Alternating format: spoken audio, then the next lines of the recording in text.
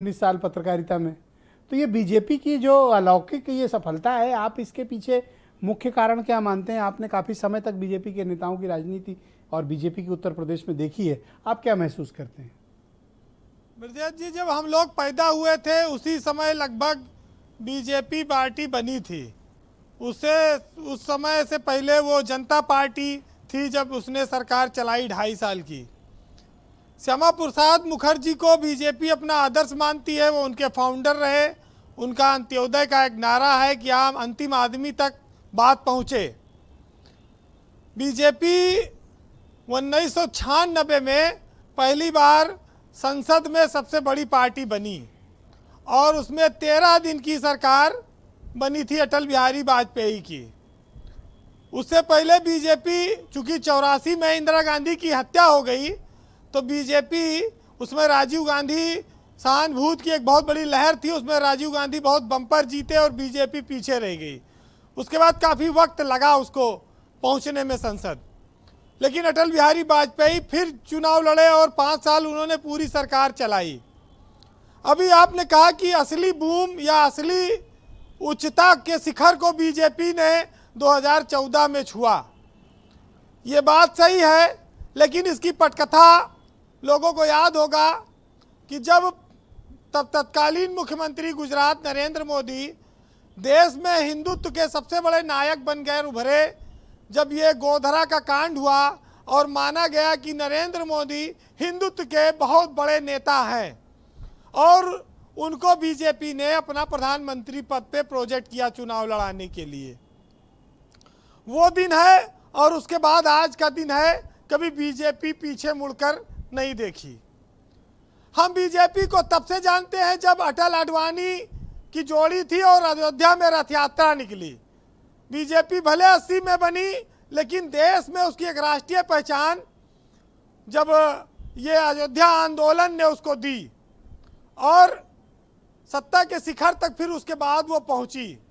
लेकिन मोदी और शाह की जोड़ी लगातार बीजेपी को ऊंचाइयों पर ले जा रही है, या ये कहिए कि ऊंचाइयों पर बैठाए हुए हैं। लेकिन ये बात भी सही है कि जिस कांग्रेस ने देश में 60 साल 70 साल राज किया, उस कांग्रेस के राज में बीजेपी के इन 2 शीर्ष नेताओं ने भी काफ़ी परेशानियां झेली हैं, जेल भी काटी है और तड़ी पार भी रहे हैं। आज वो देश के सर्वोच्च पदों को सुशोभित कर रहे हैं। सियासत में उन्होंने कभी ऐसा सोचा नहीं रहा होगा। हम तत्काल को, वर्तमान को देखकर आकलन करते हैं, अतीत को भूल जाते हैं कि किस किस तरह के कष्ट इस देश को आज़ाद कराने में हमारे स्वतंत्रता सेनानियों ने झेला। आज़ादी के बाद कांग्रेस के खिलाफ सियासत करने वाले राजनीतिक लोगों ने झेला। तमाम सारी परेशानियां इस देश में आती रहीं।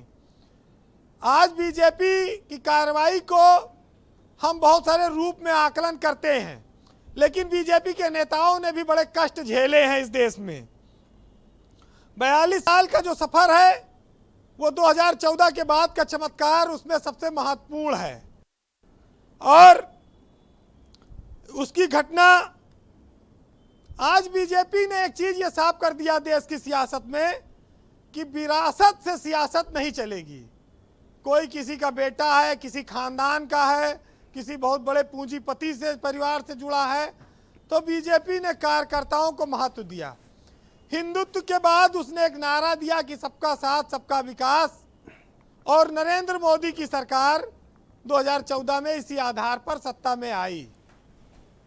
भ्रष्टाचार, महंगाई, अराजकता, देश की हालत, राष्ट्रीय स्तर पर सोच, तमाम सारे परिवर्तनों के साथ बीजेपी ने सत्ता संभाली थी जी। उन पर सब पर बात, बहुत सारी चीजें हुई हैं, लेकिन बीजेपी ने एक नारा दिया कि कांग्रेस मुक्त भारत का नारा दिया। अब उसमें थोड़ा आगे पीछे थोड़ा बहुत हो गया, धक्का धुक्का देके एक आध जगह राज्य में सरकार बनानी पड़ी। महाराष्ट्र में सवेरे शपथ करा दिए थे, फिर वो भाग खड़ा हुआ, मामला पलट गया, वहां थोड़ा गड़बड़ा गया। हाँ। फिर मध्य प्रदेश में 1.5 साल में गिरा पाए, गोवा कर्नाटक में भी गिरा लिए। हाँ, कर्नाटक में गिरा पाए। तो भाई ये सब हथकंडा कांग्रेस ही ने सिखाया बीजेपी को। तो बीजेपी अगर वो कर रही है तो कोई बड़ी बात नहीं है।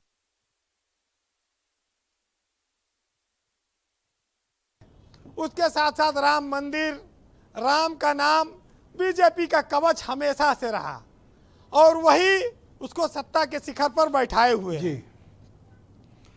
देखिए, कांग्रेसी भी तो खूब टूट रहे हैं, बीजेपी में जा रहे हैं। पूरी कांग्रेस में एक बहुत बड़ा हिस्सा बीजेपी में जा चुका है।